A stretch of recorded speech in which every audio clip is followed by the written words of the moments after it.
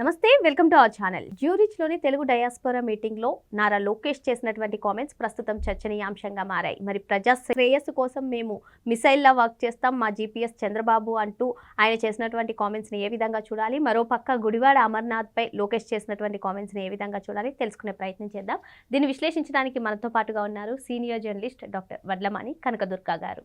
నమస్తే మేడం. నమస్తే అండి. ప్రజా శ్రేయస్సే మాకు ముఖ్యం, ప్రజల ఆశయాలు నెరవేర్చడం మా పైన ఉన్నటువంటి బాధ్యత, మేము మిసైల్ లాంటి వాళ్ళం, మా జీపీఎస్ చంద్రబాబు నాయుడు అంటూ నిన్న తెలుగు డయాస్పోరా మీటింగ్లో నారా లోకేష్ గారు ఇంట్రెస్టింగ్ కామెంట్స్ చేశారు మేడం. మరి అదేవిధంగా గత ప్రభుత్వ హయాంలో ఐటీ మినిస్టర్గా ఏ విధంగా గుడివాడ అమర్నాథ్ కామెంట్స్ చేశారో అవి కూడా ఒకసారి గుర్తు చేశారు లోకేష్ గారు. మరి మొత్తం ఈ కామెంట్స్ అన్నింటినీ కూడా ఏ విధంగా చూడాలంటారు? అంటే 18 నెలలు అంటున్నారు కానీ ఆయన 12 నెలలే, మొదటి 6 నెలలు వదిలిపెట్టేయాలి. ఎందుకంటే మొత్తం విధ్వంసం నుంచి ఈ స్థితికి వచ్చాం మన ఆంధ్రప్రదేశ్. కాబట్టి 12 నెలల కాలంలో 23.50 లక్షల కోట్ల పెట్టుబడులు, 16 లక్షల ఉద్యోగాలు. ఇది జరుగుతుందా? మనం మొన్న చూసాం కదా, ఏపీ నెంబర్ 1లో ఉంది అని. ఇవి నమ్మశక్యం కాని అంశాలని అలాగంటే అంటే Chandrababu Naidu CBN is the brand అంటే ఎవడు నమ్మలా, but he is the brand for AP. అంటే కొంతమంది వ్యక్తులు అలాగా. అసలు నిజంగా చంద్రబాబు నాయుడు గురించి మనం ఒక్కసారి ప్రస్థానం చూసుకున్నామంటే, మీరు కనుక గమనించారంటే తెలుగుదేశానికి వెన్నుపోటు పొడిచాడంటారు. ఎంత తప్పంటే వెన్నెముక లాంటి వాళ్ళు చంద్రబాబు నాయుడు. 13 ఏళ్ళు ఎన్టీ రామారావు గారు ఉన్నారు పార్టీ పెట్టాక, కానీ ఎన్టీ రామారావు గారికి ఆవేశం. ఆయన ఒక సినిమా ప్రస్థానం నుంచి వచ్చారు, సినిమా నటుడిగా వచ్చారు. రాజకీయాలు పెద్దగా తెలియవు, కానీ తెలుసుకున్నాడు ఆయన. ఎంత తెలుసుకున్నా మీకు చంద్రబాబు నాయుడు లాంటి ఒక చాణక్య నీతి తెలుసున్న వ్యక్తులు మనకి మొత్తం భారతదేశంలో మీరు చూసుకుంటే నాకు తెలిసి ఒక పివి నరసింహారావు, ఒక మన్మోహన్ సింగ్, ఒక చంద్రబాబు నాయుడు, ఒక ఇందిరాగాంధీ. అంటే మనం మొత్తం చూసుకుంటే ప్రస్థానం. ఎందుకంటే మీకు ఎంత అనుభవం ఉన్నా కూడా రాజకీయాల్లో ఎత్తుగడలు వేయడం అనేది అంత సులభం కాదు. ఇంకొకటి పార్టీ అనేది ఎట్లా ఉండాలి అంటే ఖచ్చితంగా తెలుగుదేశంలో ఉండాలి. ఎందుకంటే తెలుగుదేశానికి ఉండే నిబద్ధత ఏంటంటే మీరు కనుక చూసుకుంటే వ్యక్తులు ముఖ్యం కాదు, ఇక్కడ వ్యవస్థ. అంటే ప్రతి వాళ్ళు కూడా మీకు బీజేపీలో అది కనిపిస్తుంది. బీజేపీలో మీకు ఎప్పుడు కూడా మీరు ఊహించని వ్యక్తులు మీకు నాయకులు అవుతూ ఉంటారు. ఇవాళ మీరు అధ్యక్షుడు ఎవరయ్యారో చూశారు, బీహార్ నుంచి ఒక వ్యక్తి అయ్యాడు, చిన్నబ్బాయి. అంటే వాళ్ళు అక్కడ అతనిలో ఉండే పనిని గుర్తిస్తారు. ఇవాళ మోదీ ప్రధానమంత్రి అయ్యారంటే అదే రీజన్. ఒక టీలు ఇచ్చే వ్యక్తి ఈ స్థాయికి వచ్చారంటే మీరు ఊహించగలరా కల్లో కూడా? పార్టీ అలా ఉండాలి. మనం పార్టీ కోసం పనిచేయాలి, పదవుల కోసం కాదు అని ఆలోచించాలి. ఒకటి. 2, పార్టీ ఎప్పుడూ కూడా తన పని తను చేసుకుంటూ వెళ్ళిపోవాలి.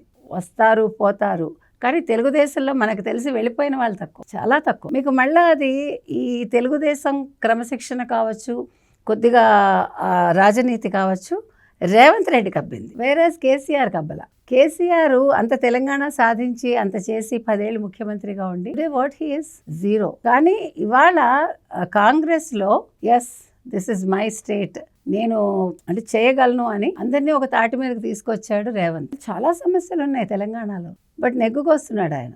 అది అంటే గురువు నుంచి నేర్చుకోవాల్సింది అది. కానీ బీఆర్ఎస్కి అది లేదు. ఆయనే సరైన నాయకుడు కాదు. ఆయన అబ్బాయి కావచ్చు, ఆయన అల్లుడు కావచ్చు, ఆయన కూతురు కావచ్చు, అందరిది తలోదారి. అంటే మీకు నేను ఎందుకు ఇవన్నీ చెప్తున్నానంటే, ఒక బ్రాండ్ అంబాసిడర్ అని మనం చెప్తున్నామంటే, ఒక చంద్రబాబు నాయుడిని నమ్మి 4వ ముఖ్యమంత్రి అయ్యాక ఉత్థాన పతనాలన్నీ చూశాడు ఆయన. పతనంలో కూడా ఇంక అయిపోయింది తెలుగుదేశం పని, చంద్రబాబు నాయుడు ఏంటి, చంద్రబాబు నాయుడు ఇంకా లేడు, వయసు అయిపోయింది, ఉంటాడా పోతాడా అన్నట్టుగా కూడా మాట్లాడాక ఇట్లా లేచాడు ఆయన. ఒక ఫీనిక్స్ పక్షిలాగా లేచాడు. ఫీనిక్స్ పక్షిలాగా మీకు జయలలిత కూడా లేచింది గతంలో. అంటే మనం నేర్చుకోవాల్సింది అది. ఇప్పుడు లోకేష్ గారు ఏవైతే కామెంట్స్ గుడివాడ అమర్నాథ్ పైన చేశారో అవన్నీ కూడా అబద్ధాలు అన్నట్టుగా గుడివాడ అమర్నాథ్ ప్రెస్ మీట్ పెట్టారు. దీనిపైన మీ అభిప్రాయం ఏముంది? ఇప్పుడు అబద్ధం అయితే చూసుకోమనండి. ఇప్పుడు ఇవాళ ఆయన ఏమన్నారు, ఎవరు లోకేష్, చలి ఎండ వాన ఏదైనా ఉంటుంది. ఇప్పుడు పని చేసేవాడు వాతావరణం కాదు ఆలోచిస్తాడు, పనికి వాతావరణం అనుకూలంగా ఉందా లేదా అని, శరీరానికి అనుకూలంగా ఉందా లేదా కాదు, అవునా? ఇప్పుడు మీరు వెళ్తున్నారు జ్యూరిక్కి, ఎందుకు వెళ్తున్నారు? అక్కడ తెలుగు వాళ్ళని కలిశారు. అక్కడి నుంచి మీరు ఆయన ఏం చెప్పాడు ఇవాళ, లోకేష్ ఏం చెప్పారు, గత మేలో మేము వచ్చాము, ఇక్కడి నుంచి మా ప్రస్థానం మొదలైంది, మా గ్రోత్ ప్రస్థానం ఇక్కడి నుంచి మొదలైంది, మేము ఇక్కడి నుంచి దావోస్ వెళ్ళాము, ఇవాళ ఇన్ని లక్షల కోట్ల పెట్టుబడులు తెచ్చుకున్నాము, so you people are the brand ambassadors of AP అన్నాడు. That is what required. మరి గుడివాడ అమర్నాథ్ ఇవాళ అలా చెప్పగలడా? ఓకేనయ్యా నువ్వు చలి అనలేదు, పోనీ గిలి అని పడుకున్నావు అనుకుందాం. పోనీ నువ్వేమైనా తెచ్చావా? నువ్వేం తెచ్చావు? ఏం చెప్పావు అసెంబ్లీలో?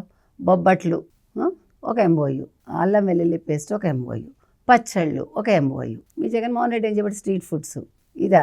ఇంకేమన్నాడు ఇవాళ లోకేష్? అదేగా అన్నాడు, మేము ఇక్కడికి వచ్చాము, కంపెనీలతో మాట్లాడతాము, ఈలోగా వాళ్ళు మెయిల్ పంపిస్తారు, ఏపీకి రాకండి, ఇక్కడ పెట్టుబడులకు అనుకూలం కాదు అంటారు, మేము తీసుకెళ్తాము, తీసుకెళ్ళాక లేదు ఇది మా వల్లే వచ్చింది, మాది ఈ క్రెడిట్ అంటారు, క్రెడిట్ చోరీ అన్నాడు. అంటే ఎంత నీచంగా వైసీపీ వాళ్ళు ఆలోచిస్తారు.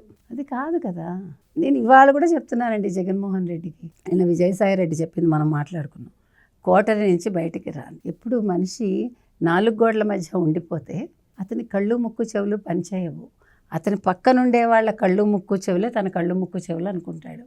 వాళ్ళ మెదడు ఏం చెప్తే ఇతను అదే పాటిస్తాడు. అలా ఉండకూడదు. నాయకుడు ఎప్పుడూ కూడా వెళ్ళిపోవాలి అలాగా జనాల్లోకి. మీరు ఇవాళ రోడ్డు మీదకి వెళ్ళాక అక్కడ ఎవరో ఉసిరికాయలు అమ్ముతుందో అనుకుందాం, వెళ్ళి తినాలి, కూర్చుని కబుర్లు చెప్పాలి, తెలుసుకోవాలి. ఎలా ఉన్నావా, ఏం చేస్తున్నావు, నీకేం కావాలి, నువ్వు సంతోషంగా ఉన్నావా లేదా.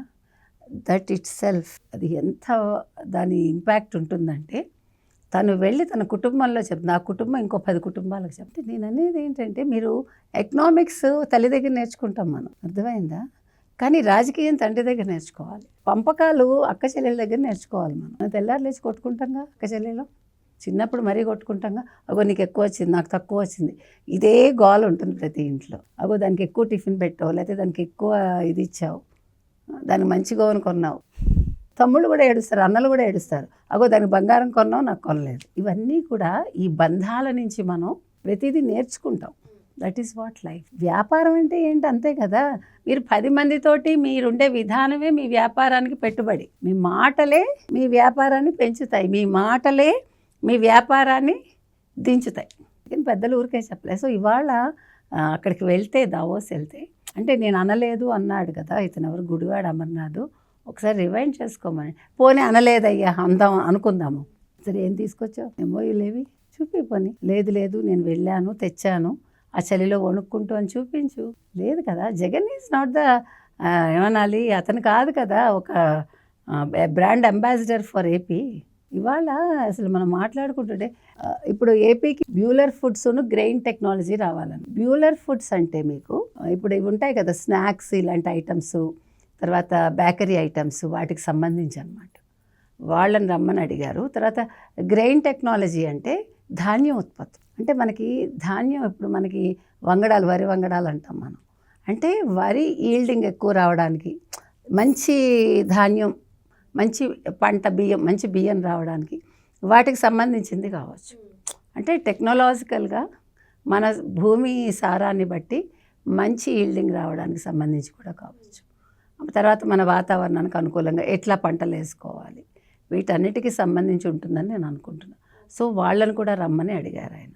అంటే ఇప్పుడు మీరు ఒకటి గమనిస్తే కనుక అయితే, గత 18 నెలల్లో 12 నెలల కాలంగా మనం ఎక్కడికి వెళ్ళినా అక్కడ ఏముంది మనం తెలుసుకోవటానికి, లేదు అక్కడి నుంచి మనం ఏ టెక్నాలజీ తెచ్చుకోవాలి, దీన్ని ఎట్లా మనం మన రాష్ట్రంలో ఉపయోగించుకోవాలి, వీటి మీద కాన్సన్ట్రేషన్ మనం చూస్తున్నాం. మీరు గమనిస్తే అది కదా కావాలి. ఇప్పుడు నేను వెళ్ళానా, ఓకే నేను 5 స్టార్ హోటల్లో ఉన్నా, నేను ఏదో చిల్లీ చికెన్ తిన్నాను, లేకపోతే ఇంకేదో తిన్నాను, ఐ ఎంజాయిడ్ మై డే అని ఏ మినిస్టర్ అయినా చెప్పాడు ఇంతవరకు? ఇంకొక మాట కూడా అన్నాడు ఇవాళ మినిస్టర్ అంటే గుర్తుకొచ్చి, మా మధ్య స్పర్ధ ఉంటుంది, అంటే మంత్రుల మధ్య, కానీ మేము పని కోసం కొట్టుకుంటాము. భరత్ ఏమో తిరుపతి ఎకనామిక్ కారిడార్ అంటారు, నేనేమో వైజాగ్ ఎకనామిక్ కారిడార్ అంటాను. అంటే వీళ్ళ మధ్య ఉండే స్పర్ధ చెప్పాడు ఆయన. అంటే మంత్రులుగా మీరు చేయాల్సింది ఏంటి అనేది, మంత్రులుగా మనం మన రాష్ట్ర అభివృద్ధిలో నా భాగస్వామ్యం ఏంటి, నాకు ఇచ్చిన ఈ శాఖలో నేను ఏ రకంగా దీన్ని రాష్ట్ర అభివృద్ధికి నేను అనుసంధానం చేయగలను, ఇవన్నీ ఆలోచించాలి. అది. సో ఏ రకంగా చూసుకున్నా ఇవాళ తెలుగు వాళ్ళందరితో ఆయన మమేకమయ్యాడు. ఇది ఇంకొక మంచి విషయం, ఎందుకంటే తెలుగు వాళ్ళందరికీ ఒక భరోసా కదా. ఇప్పుడు మనకు తెలంగాణ వాళ్ళైనా మనకేం అబ్జెక్షన్ లేదు, అందరూ మన వాళ్ళే, మనకి 2 రాష్ట్రాలు ఒకటే కాబట్టి తెలుగు వాళ్ళు ఎవరు వచ్చినా నేనున్నాను, మీకు ఏ కష్టం వచ్చినా నేను ఉంటాను అని కూడా ఒక భరోసా ఆయన కల్పిస్తున్నారు. ఎందుకంటే ఇది ఇంకొక రకంగా కూడా మీరు తీసుకుంటే, ద అదర్ వే రౌండ్.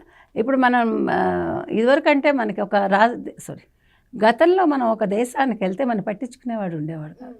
ఎవరి కష్టాలు వాళ్ళు. ఇప్పుడు కమ్యూనికేషన్ పెరిగాక, మనం టెక్నాలజీ మనకి వచ్చేసాక మనకు అన్నీ ఈజీ అయిపోయింది. ఒకప్పుడు ఫోన్ మాట్లాడాలంటే ఆగి మాట్లాడేవాళ్ళు అమెరికాకి.